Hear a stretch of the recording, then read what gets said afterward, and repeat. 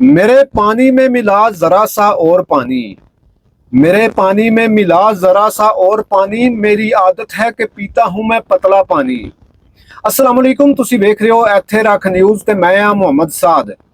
ਵਾਸਾ ਗੁਜਰਾਤ ਦੇ ਸਾਇੰਸਦਾਨਾਂ ਨੇ ਪਾਣੀ ਵਿੱਚ ਪਾਣੀ ਮਿਲਾ ਕੇ ਪਾਣੀ ਖਤਮ ਕਰਨ ਦਾ ਫਾਰਮੂਲਾ ਦਰਿਆਫਤ ਕਰ ਲਿਆ ਹੈ।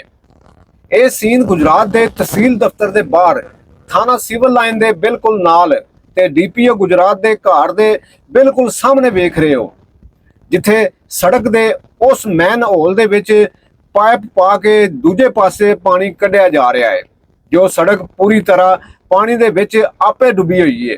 ਗੁਜਰਾਤ ਦੇ ਸ਼ਹਿਰੀ ਆਪਣੀ ਉਮਰ ਦੇ ਹਰ ਹਿੱਸੇ ਦੇ ਵਿੱਚ ਤਰੱਕੀਆਤੀ ਕੰਮ, ਸੜਕਾਂ, ਗਲੀਆਂ, ਨਾਲੇ ਬਣਦੇ ਵੇਖਦੇ ਆ ਰਹੇ ਨੇ, ਜੋ ਕਦੀ ਵੀ ਖਤਮ ਹੋਣ ਦਾ ਨਾਮ ਨਹੀਂ ਲੈਂਦੇ। ਹਰ ਸਾਲ ਕਰੋੜਾਂ ਰੁਪਏ ਗੁਜਰਾਤ ਦੇ ਨਾਲੇ ਬਣਾਉਣ ਅਤੇ ਪਾਣੀ ਦੀ ਨਿਕਾਸੀ ਉੱਤੇ ਲਾਏ ਜਾਂਦੇ ਨੇ। ਇਸ ਵੇਲੇ ਗੁਜਰਾਤ ਸ਼ਹਿਰ ਵਿੱਚ ਵਾਸਾ ਮਹਿਕਮਾ ਪੂਰੀ ਤਰ੍ਹਾਂ ਹਰਕਤ ਦੇ ਵਿੱਚ ਹੈ। ਸੁਥਰਾ ਪੰਜਾਬ ਦੇ ਮੁਲਾਜ਼ਮ ਵੀ ਦਿਨ ਰਾਤ ਕੰਮ ਕਰਦੇ ਵਿਖਾਈ ਦੇ ਰਹੇ ਨੇ।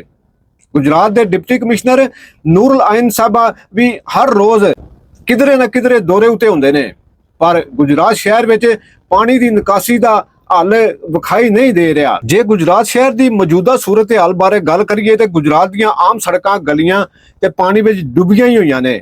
ਉਸੇ ਗੁਜਰਾਤ ਦੀ ਜ਼ਿਲ੍ਹੀ ਇੰਤਜ਼ਾਮੀਆ ਵੀ ਇਸ ਲਈ ਪਾਣੀ ਦੇ ਨਾਲ ਮੁਤਾਸਰ ਵਿਖਾਈ ਦੇ ਰਹੀ ਹੈ। ਜ਼ਿਲ੍ਹੀ ਇੰਤਜ਼ਾਮੀਆ ਦਾ ਹਰ ਦਫ਼ਤਰ ਪਾਣੀ ਦੇ ਨਾਲ ਭਰਿਆ ਹੋਇਆ ਹੈ। ਹਰ ਮਹਿਕਮਾ ਗੁਜਰਾਤ ਦੀਆਂ ਸੜਕਾਂ, ਗਲੀਆਂ ਵਿੱਚੋਂ ਪਾਣੀ ਕੱਢਦਾ ਵਿਖਾਈ ਦੇ ਰਿਹਾ ਹੈ। ਪਰ ਜਿਸ ਤਰ੍ਹਾਂ ਤੁਸੀਂ ਸ਼ੁਰੂ ਤੋਂ ਵੇਖਿਆ, ਪਾਣੀ ਵਿੱਚ ਪਾਣੀ ਕੱਢ ਕੇ ਤੇ ਫਿਰ ਪਾਣੀ ਵਿੱਚ ਮੋੜਿਆ ਜਾ ਰਿਹਾ ਹੈ। ਕਿ ਇਸ ਤਰ੍ਹਾਂ ਕੋਈ ਹੱਲ ਨਿਕਲ ਸਕਦਾ ਹੈ? ਜੇ ਸਾਡੇ ਵੇਖਣ ਵਾਲਿਆਂ ਕੋਲ ਗੁਜਰਾਤ ਵਿੱਚੋਂ ਪਾਣੀ ਕੱਢਣ ਦਾ ਕੋਈ ਹੱਲ ਹੈ ਤੇ ਜ਼ਰੂਰ ਦੱਸੋ। ਮਤਾਂ ਸਰਕਾਰ ਕੋਲ ਅਪੜ ਜਾਏ ਤੇ ਗੁਜਰਾਤ ਦੇ ਲੋਕਾਂ ਦੀ ਮੁਸ਼ਕਲ ਹੱਲ ਹੋ ਜਾਏ।